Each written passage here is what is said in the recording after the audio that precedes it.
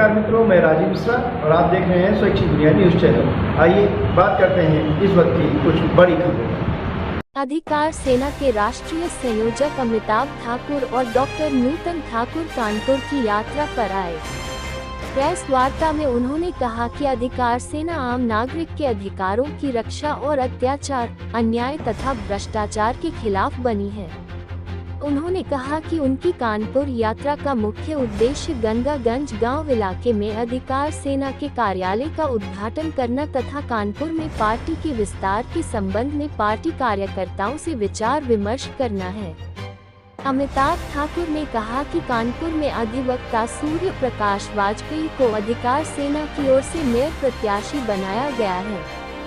उन्होंने कहा कि कानपुर में पार्टी के प्रमुख मुद्दे प्राइवेट कॉलोनियों की कुव्यवस्था, पुलिस का अत्याचार, आम नागरिकों के साथ उत्पीड़न, नगर निगम में व्याप्त भारी भ्रष्टाचार, ट्रैफिक की कुव्यवस्था तथा लगातार धंस रहे मकान हैं। अमिताभ ने कहा कि यूपी में पुलिसिया तांडव हो रहा है।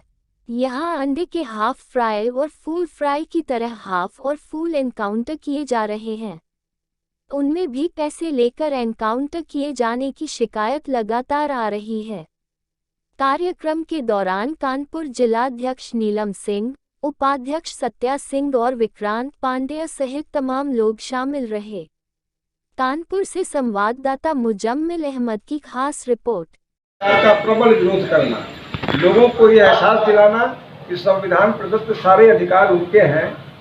इसी अधिकार सेना के जो कानपुर नगर इकाई के संबंध में विचार विमर्श करना, कानपुर में उसका प्रसार करना, कानपुर में हमारा कार्यालय गंगागंज गांव में शुरू हो रहा है उसका उद्घाटन करना और साथ ही कानपुर नगर के हमारे जो मेयर पद के प्रत्याशी हैं सूर्या वाजपेयी जी, उनसे इस बारे में विचार विमर्श करना, यह सारे उद्देश्य हमारे कानपुर भ्रमण का है।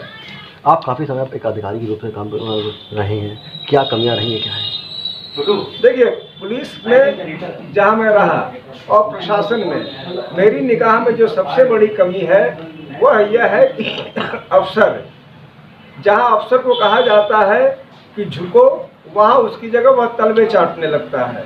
जैसे मौजूदा सरकार में ऊपर से आदेश आया कि अपराध को खत्म करो, उन्होंने अपराध को खत्म करने की जगह नया सिस्टम बना लिया कि लोगों में, अच्छे लोगों में इतना खौफ भर दो कि वो डर के मारे कोई भी आदमी क्राइम की बात ही करना छोड़ दे।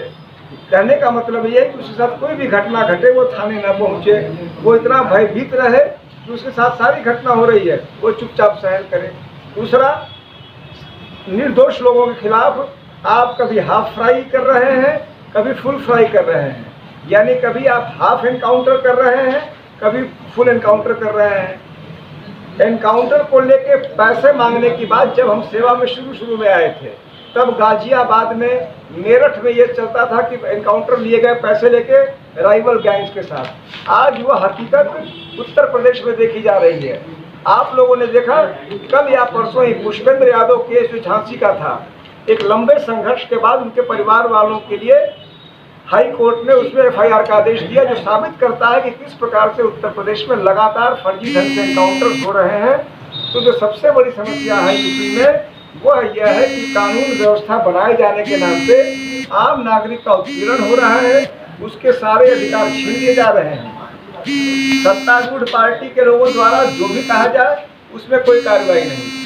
कोई भी निरीह व्यक्ति, आम व्यक्ति यदि छोटी सी बात भी किसी सत्तारूढ़ पार्टी के आदमी के लिए कह दे तो तत्काल एफआईआर है। मेरी निगाह में यह स्पष्ट रूप से एक भयानक खौफ की स्थिति है और मुझे विश्वास है कि हमारी पार्टी इसके खिलाफ न सिर्फ संघर्ष करेगी बल्कि लोगों में वह विश्वास दिलाने का में सफल भी होगी कि अधिकार आपके हैं, इन स्थितियों से संघर्ष करो। क्या लगता है आपको, जिस तरीके से आप जो है इतनी ऊंची पोस्ट पे रहने के बाद आपने एक पार्टी बनाई है, तो कई तरह से ऐसा भी देखने में आया कि आपके साथ जो है कहीं ना कहीं कुछ जातियां भी हुई हैं, तो क्या लगता है पार्टी बनाने के बाद आपके ऊपर कोई ऐसी वहाँ से प्रेशर नहीं आएगा या कोई ऐसे आपको रोक नहीं सकते हैं?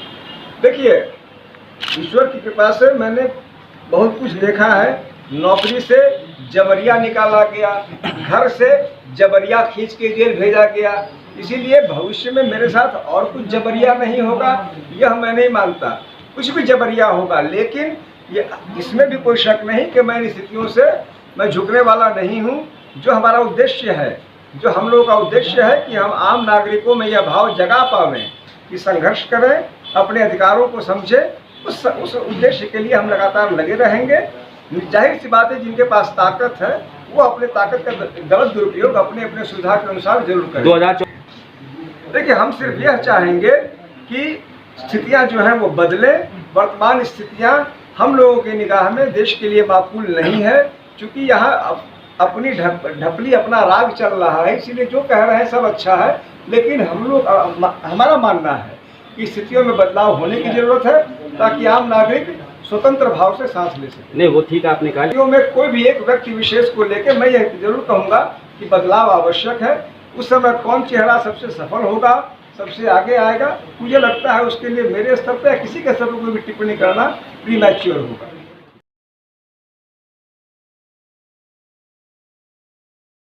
Subscribe now and press the bell icon. Never miss an update.